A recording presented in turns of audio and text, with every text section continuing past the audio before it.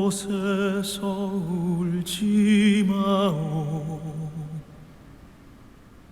나 거기 없어. 나 그곳에 잠들지 않았다오. 여러분 안녕하십니까? 헬로티비 뉴스입니다. 두 아이 아빠이자 후배들에게 늘 귀감이 되어온 선배. 올해 결혼을 앞둔 예비 신랑, 그리고 임용된 지 8개월 된 새내기 막내. 앞서 말씀드린 이 세 사람은 지난 6일 뜨거운 화마 속에서 눈을 감았습니다. 경기도 평택의 한 물류창고 공사장에서 화재를 진압하다 소방관 3명이 순직하는 가슴 아픈 일이 발생했는데요. 불길이 완전히 잡히지 않은 상태에서 몸을 사리지 않고 현장에 들어간 게 참사 원인으로 지적되고 있습니다. 네, 지난 6월 발생한 쿠팡 덕평 물류센터 화재 때와 비슷한데 유사한 비극이 몇 달 만에 되풀이돼서 더 안타까움을 자아내고 있습니다. 이런 악순환 이제 끊어야 하지 않을까요? 네, 지금 들으시는 이 노래가 작은 위로라도 됐으면 좋겠습니다. 헬로티비 뉴스 시작합니다. 신규 집단 감염이 지속적으로 발생하고 있는 가운데 시내버스 집단 감염원에서 6명이 추가 확진돼 보건당국은 버스 승객들의 코로나19 검사를 권고했습니다. 신해운대 역사와 도심을 잇는 대중교통이 부족해 시민들이 불편을 겪고 있습니다. 더구나 인근 도심 관련 발전 용역에서 이런 내용이 빠지면서 문제로 지적되고 있습니다. 최근 5년간 2차례 이상 음주운전을 하다 적발된 공무원은 모두 9명으로 조사됐습니다. 문제는 대부분 솜방망이 처벌을 받은 것으로 나타났습니다. 부산 지역 11개 시민운동단체로 구성된 부산시민운동단체 연대에 신임 임원진이 구성됐는데요. 부산 시민이 중심이 되는 지속가능한 도시를 만들겠다는 각오를 밝혔습니다.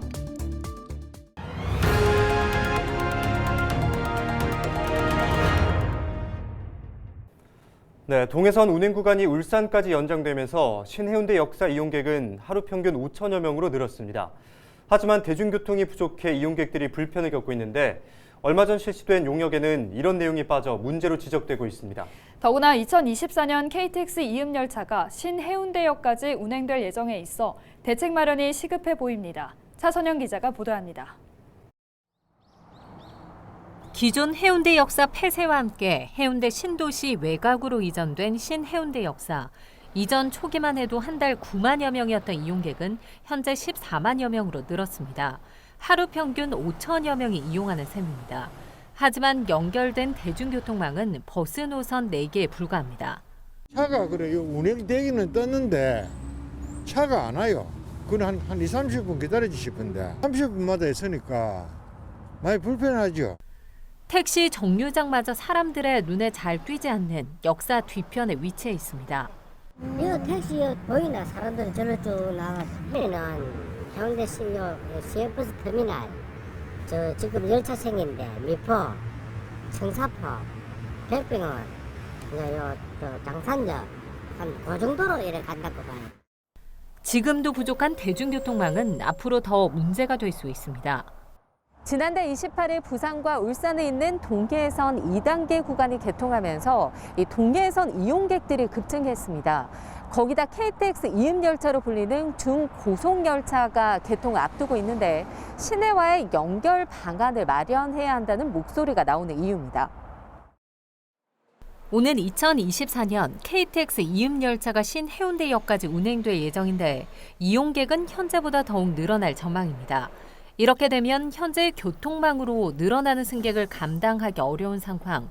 하지만 얼마 전 실시된 해운대 그린시티의 지속가능한 도시성장 구상 용역에는 개인형 이동수단을 활용하는 방안 외에는 구체적인 계획은 포함되지 않은 것으로 확인됐습니다.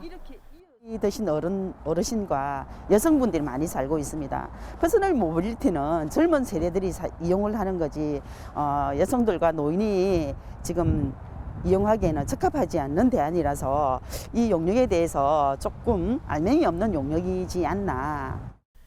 해운대구는 신해운대역 주변 군부대 부지를 활용하는 안을 비롯해 관광 셔틀버스 등을 활용해 해운대 주요 지점을 연결하는 방안 등을 별도 용역을 통해 마련할 계획이라고 밝혔습니다. KTX 이음열차 운행까지 남은 기간은 불과 3년가량.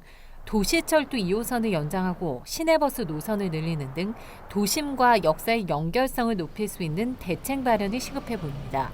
헬로티비 뉴스 차선영입니다. 부산의 1일 신규 확진자는 3일 연속 200명대를 이어가고 있습니다. 네, 신규 집단 감염원 발생에 이어 기존 집단 감염원에서 확진자가 지속적으로 발생하고 있습니다. 보도에 김한식 기자입니다. 지난 6일 집단 감염이 발생한 시내버스 회사에서 7일 확진자가 추가됐습니다.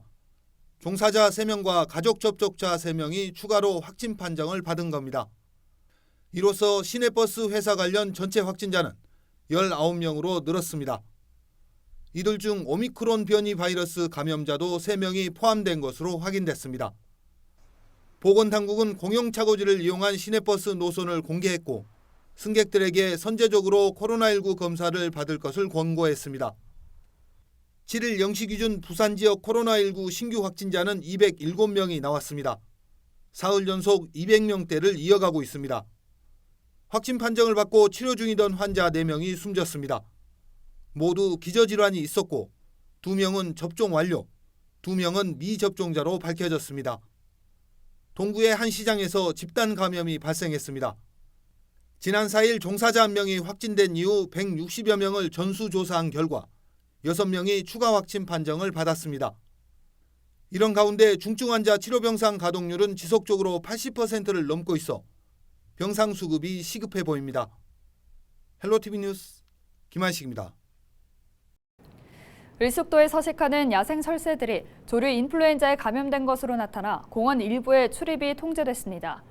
부산시는 을숙도 남단의 야생 설새들이 고병원성 AI에 확진돼 을숙도와 맥도, 삼락생태공원 일부를 통제했다고 밝혔습니다.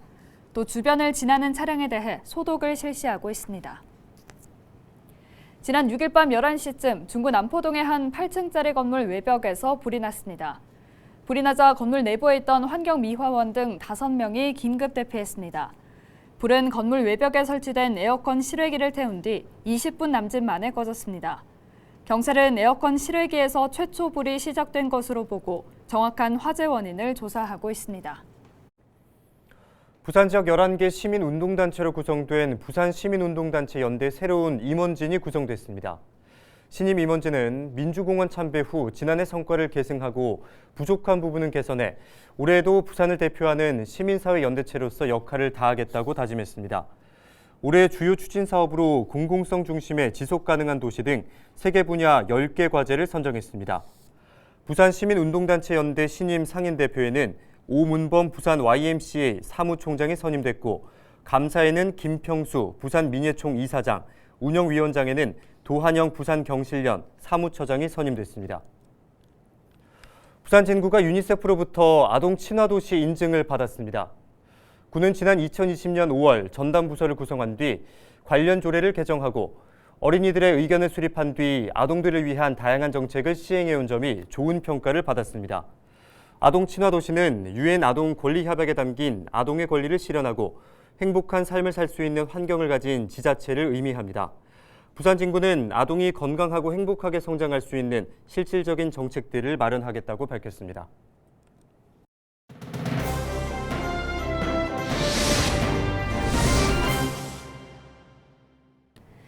키워드 뉴스의 첫 번째 키워드입니다. 음주운전 공직. 최근 5년간 2차례 이상 음주운전을 하다 적발된 공무원은 모두 9명. 3차례 음주운전 적발 경력이 있는 공무원도 2명으로 확인됐습니다. 이들에 대한 징계는 어떻게 이뤄졌을까요? 3명은 정직 3개월, 2명은 1개월, 경징계에 해당하는 감봉 1개월도 1명이고 단 1명만 중징계 처분을 받았습니다. 기준을 살펴보면 2차례 음주운전을 했을 경우 최대 파면에서 최소 강등으로 규정하고 있는데 제대로 적용되지 않은 겁니다. 단 3차례 음주운전을 하다 적발된 공무원은 각각 강등과 해임 처분을 받았습니다. 인사혁신처는 지난달 한 차례 음주운전에도 혈중 알코올 농도가 0.2% 이상이거나 음주 측정에 불응하면 해임까지 가능하도록 하는 공무원 징계령 시행규칙을 강화했습니다. 네, 다음 키워드 보실까요? 단체 헌혈 재개 신호탄입니다. 그동안 코로나19 바이러스 감염증 대유행으로 단체 헌혈이 급감해 안정적인 혈액 공급에 문제가 됐었는데요.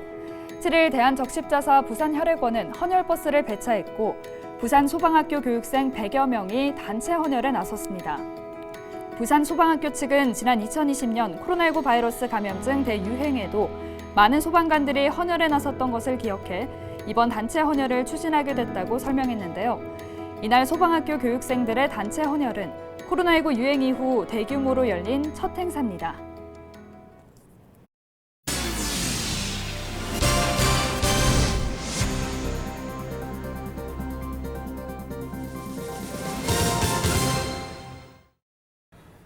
올해 부산시에서는 충렬사 안락서원 원형 찾기 연구 용역이 추진될 예정입니다. 사실 이전에 시행됐던 보건 관련 용역들은 성과가 없었다 이런 평가를 받았었는데요. 이번엔 기대도 괜찮을지 관심이 모아지고 있습니다. 역사적 사실 그대로를 찾는다는 계획인데 다양한 콘텐츠를 발굴할 수 있다는 전망도 나옵니다. 박인배 기자입니다. 충렬사 안락서원에 대한 복원, 정비 계획은 수차례 있었습니다. 부산시는 2008년 충렬사 정비 및 운영 기본계획 용역, 2016년 안락서원 이전 복원 용역, 2018년 충렬사 종합정비 용역을 진행한 바 있습니다. 하지만 실질적인 성과는 미미했습니다. 역사문화 차원의 복원보다는 관광시설로서의 가치에만 집중했다는 지적이 나오기도 했습니다. 이번에 추진하는 원형 찾기 연구 용역이 주목을 받는 이유입니다. 충렬사 안락서원을 복원하려면 그 본 모습을 알아내는 것이 우선이라는 데 뜻을 모은 겁니다. 고증 없이 이제 이렇게 만들면 그냥 관광시설의 재건축이라는 것밖에 의미가 없기 때문에 이런 고증이 먼저 필요하다는 의견이 있었고, 저희 부산시 문화재위원회도 대부분의 위원들이 이제 그런 식으로 얘기를 하셨기 때문에 이번 연구원을 통해서 고증이 정확하게 된다면 큰 의미가 있을 거라고 생각합니다. 이번 연구 용역 결과를 바탕으로 복원 방안을 모색한다는 계획인데 실제 복원이 진행되면 투입 비용은 200억 원 이상으로 추정됩니다. 시는 막대한 예산을 시비로 진행해야 하는 만큼 무엇보다 시민 공감대 형성이 중요하다는 입장입니다. 이런 가운데 이번 연구를 역사도시 브랜드를 구축하는 계기로 활용할 수 있다는 의견이 나오고 있습니다. 육군박물관에 소장돼 있는 동래부 순절도 환수 문제 등의 역사적 배경으로 다양한 콘텐츠를 만들 수 있다는 겁니다. 부산이 국제관광도시로서 이제 또 지정이 되어 있지 않습니까? 그래서 부산의 역사, 문화 이런 콘텐츠를 잘 엮어서 좀 다양한 사람들이 이 부산을 찾아서 우리 충렬사 안락서원의 어떤 전통과 문화에 대해서 잘 배워갔으면 좋겠다. 옛 흔적을 찾아 나서는 충렬사 안락서원. 복원이라는 실제 성과로 이어질 수 있을지 그 어느 때보다 관심이 집중됩니다. HCN 뉴스 박임혜입니다. 부산해양경찰서 소속 경찰관들이 이민년 새해 다짐으로 사랑의 헌혈 캠페인을 가졌습니다. 캠페인은 코로나19로 인해 부족한 혈액 보유량이 급감해 헌혈에 시민들의 동참을 유도하기 위해 진행됐습니다. 부산해경은 자발적인 헌혈 분위기를 조성하고 이를 통해 생명 나눔 문화 확산에 앞장서겠다고 밝혔습니다. 부산 진구 부전 청소년센터가 청소년 수련시설 종합평가에서 최우수 등급에 선정됐습니다. 센터는 코로나19 상황에 방역 체계를 잘 구축해 운영되고 비대면 프로그램 운영 등에서 높은 점수를 획득했습니다. 또한 청소년 이용률이 85%를 넘고 프로그램 기획, 실행 등에서 좋은 평가를 받았습니다. 부산시와 부산시 의회가 인사 분야 협력을 위한 업무 협약을 체결했습니다. 주요 내용은 우수인재 균형 배치와 신규 채용 시험 위탁, 교육과 인사정보 시스템 통합 운영 등 상호 협력이 필요한 분야입니다. 이번 협약은 지방자치법 전부 개정에 따라 올해부터 시행되는 지방의회 인사권 독립의 성공적인 안착과 양기관의 상생 발전 등을 위해 체결됐습니다. 부산 지역에서 운행되는 오래된 어린이 통학용 경유 차량을 폐차하고 중형 LPG 신차를 구입할 경우 한 대당 700만 원의 지원금을 받을 수 있습니다. 대상은 배출가스 5등급 경유 차량으로 예산 15억여 원이 투입돼 올해 215대까지 지원받을 수 있습니다.